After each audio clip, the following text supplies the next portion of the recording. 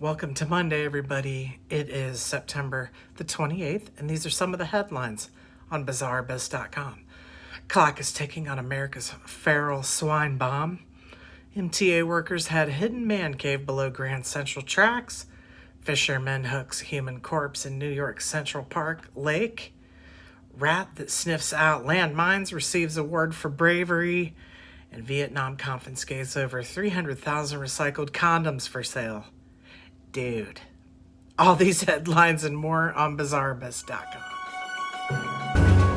BizarreBiz.com. Real news, no bullshit. America's feral swine bomb is ticking. There are as many as 9 million feral swine across the U.S., their populations having expanded from about 17 states to at least 39 over the last 3 decades. Canada doesn't have comparable data, but Ryan Brook, a University of Saskatchewan biologist who researches wild pigs, predicts that they'll occupy 386,000 square miles across the country by the end of 2020. And they're currently expanding at almost 35,000 square miles per year. I heard it referred to as a feral swine bomb, says Dale, manager of the National Feral Swine Damage Management Program at the United States Department of Agriculture. They multiply so rapidly to go from 1,000 to 2,000, it's not a big deal. But if you've got 1 million, it doesn't take long to get to 4 million and then 8 million. Most wild pigs are a mixture of domestic breeds and European wild boar. The problem with the hybrids is you get all kinds of massive benefits from all that genetics. It creates what we'd call super pigs. Domestic pigs have been bred to be feral year-round and have big litters. They also grow large. Farmers limit their diets in captivity, but they fatten up when they graze at free and at will in the wild. Boars, meanwhile, have heavy fur and other attributes that help them brave the winter months. Wild or domestic, the species is highly intelligent with a keen sense of smell and can be very aggressive.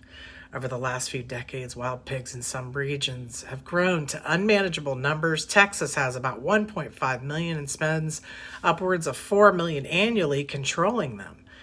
I was listening to the Joe Rogan show, and he was talking to a guy who goes feral pig hunting all the time. So, they do this for target practice. They'll just, approach a farmer and be like, can we fly a helicopter and shoot pigs and all day long? He's like, yeah, because number one, he doesn't have to pay for it. And number two, it gives them target practice, but better yet, it keeps them from destroying his land. Years ago, reducing feral pig populations hardly seemed worth the money, but today these animals are responsible for an estimated $2.5 billion worth of damage in the U.S. each year, mostly by mowing down farmers' crops as well as attacking calves, lambs, and pregnant livestock, and destroying native plants, animals, and precious habitats. A feral pig can host at least 30 viral and bacterial diseases, along with nearly 40 parasites. 2 notable places in North America are tapping into new resources to prevent, track, and cull pig populations. The province of Ontario has an emerging population of a few hundred pigs. It's educating the public, collecting data, and testing how to track and remove the swine. There is a lot more on this. I'll link it at BizarreBiz.com. New York MTA workers had a hidden man cave below Grand Central tracks. The MTA tradesmen allegedly boozed, napped, and watched TV inside a secret man cave built below the tracks at the Grand Central Terminal, according to the MTA's internal watchdog. Investigators discovered the lounge, complete with futon, flat screen, microwave, and refrigerator, behind a plasterboard wall in an unused locksmith shop below track 114. In the station's lower level, according to a report by the MTA Inspector General, Carolyn Picorni, set to be released Thursday. Many a New Yorker has fantasized about kicking back with a cold brew on the prime piece of Manhattan real estate, especially one this close to a good transportation. Few would have the chutzpah to commandeer a secret room beneath the Grand Central Terminal itself. Wow, dude. There's pictures. The investigators initially paid a surprise visit to the locksmith shop on August 8th. After concluding that Metro North officials had failed to investigate two previous complaints about workers using the space to hang out and get drunk and party, the three Metro North employees, a wireman, a carpenter foreman, and an electrical foreman, were not named due to ongoing disciplinary proceedings, denied ever having been in the room. Courtney's office said they'd left their fingerprints behind, though, and the evidence that they used the underground hangout was overwhelming. There, investigators found wooden cabinets that appeared to be specifically designed to conceal the TV and futon, along with a pull-out cot sitting just outside the room. Half-empty beer sat in the fridge. An Amazon streaming device attached to the TV had the carpenter foreman's mobile hotspot on its list of available Wi-Fi networks. It was registered to the electrical foreman, whose name was also on a pull-up bar box, and two 2018 date books found in the room. A receipt with the wireman's name printed on it was also found inside an air mattress box in the room. Are you guys really that dumb? Confronted by the IG, the electrical foreman admitted to having had a copy of a key to the locksmith shop despite not having worked with locksmiths for the last 5 years. Grand Central Terminal management, meanwhile, claimed to have no idea the man cave even existed, despite multiple complaints that Metro North Security falsely claimed to have investigated. Officials were not aware that the storage room existed and didn't know which employees had keys to the storage rooms. In a statement, Railroad President Kathy Rinaldi called the secret man cave outrageously inappropriate and not consistent with Metro North's values. All three men who still deny the allegations, like idiots, have been suspended without pay and face potential termination. I will link it at BizarreBiz so you too can see the While in New York Central Park, fisherman hooks human corpse in New York City Central Park Lake. Dude. Come on. A fisherman hooked a human corpse when he cast his line into a lake in Central Park last Thursday. The second time in a month a body has surfaced in one of the iconic Sparks lakes. Lewis, 24, had been fishing in the Central Park since he was 7, but never in his wildest dreams did he think he'd reel in a corpse. I hooked up on something. I went to go look, and then when I lifted up my line, there was a body. Dude, he must have thought he had the biggest fish ever on his line. He said that recalling the 11 a.m. fishing trip to the Harlem Mirror on the northern end of the park, I started yelling at people and they called the cops and they confirmed it was a body. It had sneakers, black and white sneakers, and it had hair and it looked like a male. I just looked quickly. I thought it was a shadow in the water, but definitely was a body. There was a whole bunch of kids here. It sucks they had to see this, he said. The victim, a man in his 30s, had no ID on him. Cops pulled the body ashore and are working to identify the remains. An autopsy's been slated to determine how the man died. I never thought I could tell people I actually caught a dead body in Central Park. I don't know if I ever will. Well, you already did, dude. You already did. He says it sucked and he's freaked out. I would be too, and probably won't be fishing in Central Park anytime soon. I'll link it at bizarrebiz.com. Hello, everyone. This is Genetic Nightmare. I'm here to tell you about the sweet, sweet t-shirt from bizarrebiz.com. BizarreBiz is also Bizarre Teacher and Bizarre Nurse. Please check them out here on TikTok. They have some pretty sweet and unusual news, not to mention sweet merchandise. Here is my shirt that I just recently got. Black holes eat matter. I'm going to strut down the street with this shirt on. Oh, yes. Anyway, I hope you do check them out and check out their sweet merchandise. The shirt's pretty sweet. RedDawnUSA.com. Headlines, videos, and the truth on important topics. War is coming. Which side are you on? Dude, it's Bizarre Best Headlines, 100% unfiltered. Magawa, the mind-detecting rat, wins PDSA gold medal. An African giant pouched rat has been awarded the prestigious gold medal for his work detecting landmines. Magawa has sniffed out 39 landmines and 28 unexploded munitions in his career. The UK veterinary charity PDSA has presented him with its gold medal for life-saving devotion to duty in the location and clearance of deadly landmines in Cambodia. There are thought to be up to 6 million landmines in the Southeast Asian country. Dude, that's a lot of freaking landmines. PDSA's gold medal is inscribed with the words for animal gallantry or devotion to duty. Of the 30 animal recipients of the award, Magawa is the first rat. The 7-year-old rodent was trained by the Belgian-registered charity Apopo, which is based in Tanzania, and has been raising the animals known as hero rats to detect landmines and tuberculosis since 1990. The animals are certified after a year of training. To receive this medal is a really huge honor for us, says the chief executive of Apopo. But also, it is big for the people in Cambodia and all the people around the world who are suffering from landmines. PDSA broadcasts the award ceremony for Magawa on its website.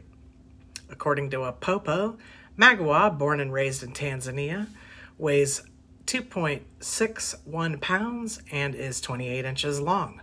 While that is far larger than many other rat species, Magawa is still small enough and light enough that he doesn't trigger the mines if he walks over them, which is a bonus for Magawa. The rats are trained to detect chemical compounds within the explosives, meaning they ignore scrap metal and can search for mines more quickly. Once they find an explosive, they scratch the top to alert their human co-workers. Magawa is capable of searching a field the size of a tennis court in 20 minutes, something Apopo says would take a person with a metal detector between 1 and 4 days.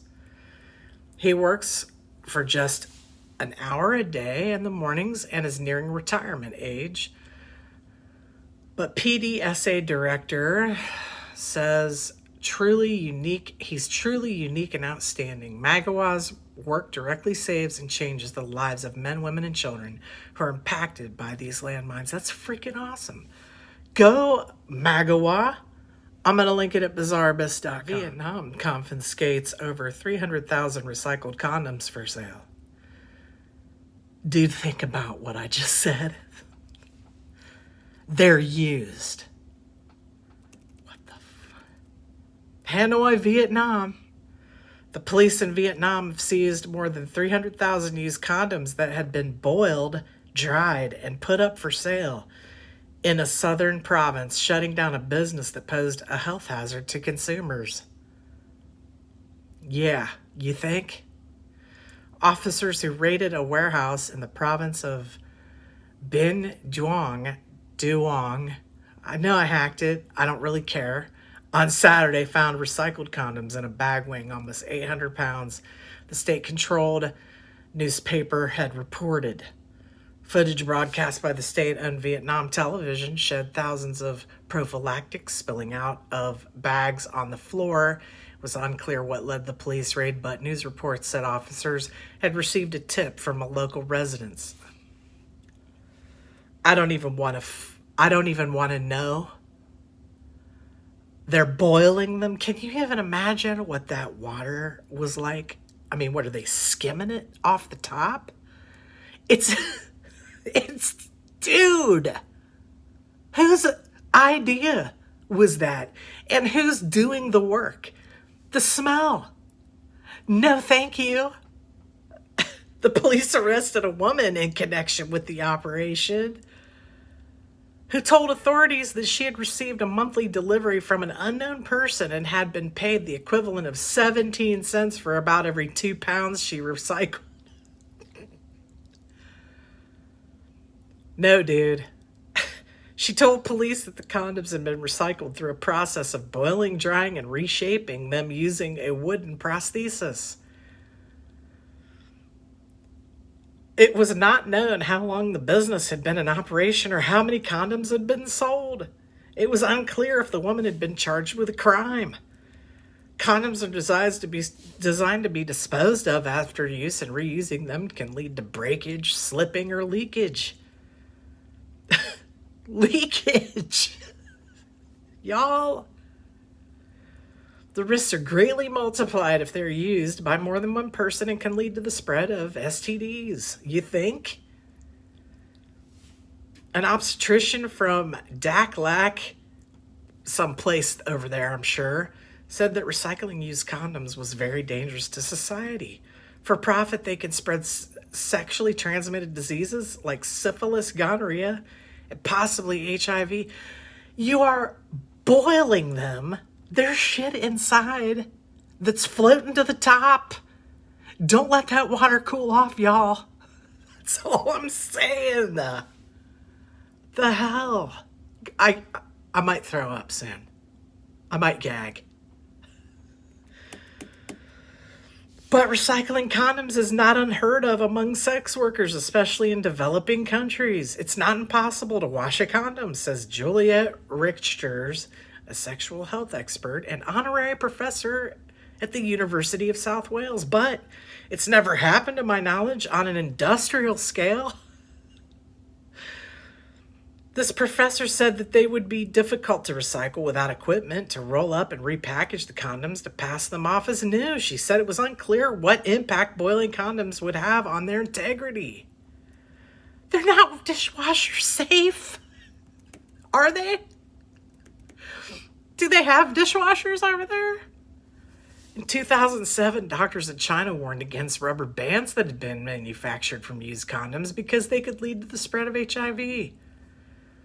The representative from the Department of Health over there said they had not received any information from officials or requests for assistance in the investigation.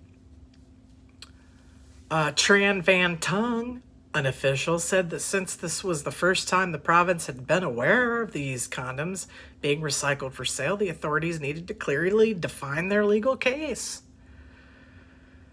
Another province outside the southern commercial hub of Ho Chi Minh City is littered with industrial zones where factories manufacture consumer goods for export and domestic consumption. In 2014, workers burned dozens of foreign-owned factories in the province, part of a wave of protests against China's stationing of an oil rig in disputed waters off Vietnam's coast. I don't know what the fuck that just meant, but I wouldn't be buying any condoms from that region if I were you. Amazon. Or the like. That's a rat. Not literally. Dude, watch your shit. You better just go down to the market and get some American-made wraps. That's all I can say. I will link it at bizarrebus.com. Thanks for tuning in tonight. Stay bizarre. Yeah. Make sure you take a deep breath. Think positive. Just saying. Dude. Penguins given free rein to roam around the aquarium since there's no visitors allowed. That's awesome. Dude, look. He's looking around. He's loving it. I got a new section on the headlines page at the bottom called Bad Seeds. Matt Gaetz of Florida, 1st Congressional District, mocked the whole process by wearing a gas mask when reviewing the funding. You're a super freaking winner, dude. An Alaska airman has been punished for peeing in the office coffee maker. Dude, why? Like, why? Did you take it in the bathroom with you? Did you stand in the kitchen and whip it out? Clearly, this airman is dedicated to getting kicked the F out. He's trying really hard, y'all.